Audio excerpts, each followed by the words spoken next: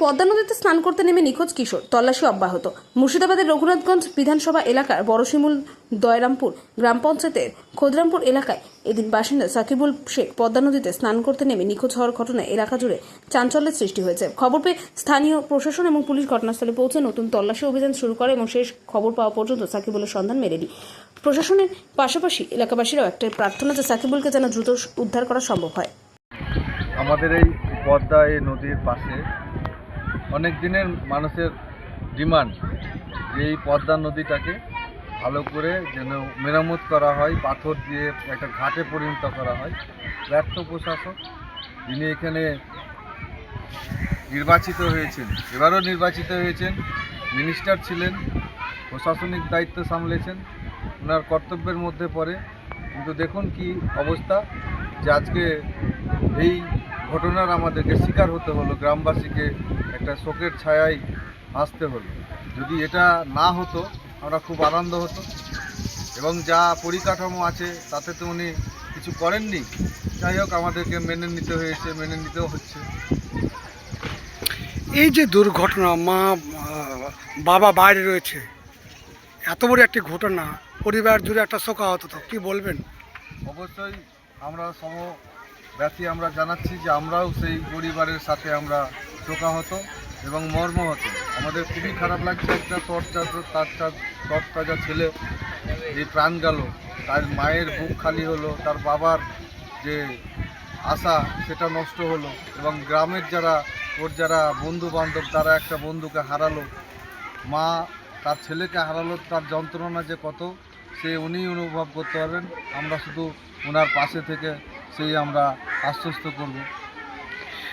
তারা 5 জন বন্ধু মিলে পদ্মা নদীতে স্নান করতে এসেছিলেন, 2 জন ঝাঁপ দিলেও একজনকে উদ্ধার করা সম্ভব হয়নি। দেখুন, একজনের যিনি ডুবে আছেন এখনও, ওনার খোঁজ খবর আমরা রেখেছি তৎক্ষণাৎ। যতক্ষণে খবরটা আমাদের কাছে পৌঁছেছে, আমাদের প্রশাসনিক যিনি ঊর্ধ্বতম আছেন, বিডিও সাহেব আছেন, আমাদের ফাঁড়ির ওসি সাহেব আছেন এবং বিএসএফের আধিকারিকরা আছেন, তৎক্ষণাৎ এই খোঁজ খবর এবং লোকাল ডুবুরি আনার বন্দোবস্ত করে সেই খোঁজাখুঁজি চলছে। এবং বিএসএফ আধিকারিকের যে তত্ত্বাবধানে ওনাদের যে স্পিড বোট আছে, সেই স্পিড বোট 1 ঘন্টা ধরে সেই চালিয়েছে, এখনও খোঁজ খবর পাইনি, আমরা পাঠিয়েছি। এখন বিডিও সাহেব আমাকে ফোনে জানালেন যে আমাদের এসডিও অফিসে একটা গাড়ি পাঠান, আমরা সেখান থেকে আমাদের যে লোকজন এবং সরঞ্জাম যা আছে ডুবুরিতে সেটা নিয়ে এসে খোঁজ খবর এবং তল্লাশি চলবে। আপনার নাম?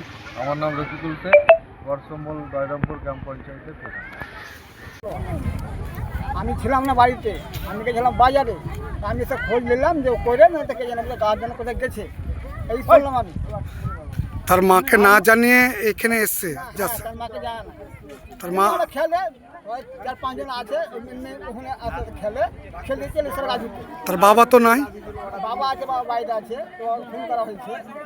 বাবা বিদেশে আছে, মা বাড়িতে আছে। মাকে না জানিয়ে এখানে গাড়িতে এসছে বন্ধু বান্ধবের সামনে। খেলে ওখানে খেলে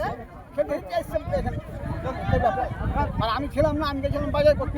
আমি খোঁজ নিলাম করে খেলছে রোডের দিকে, এর মধ্যে শুনছি যে দিকে ডুবে গেছে। কি নাম তার বাবার? নাম কি?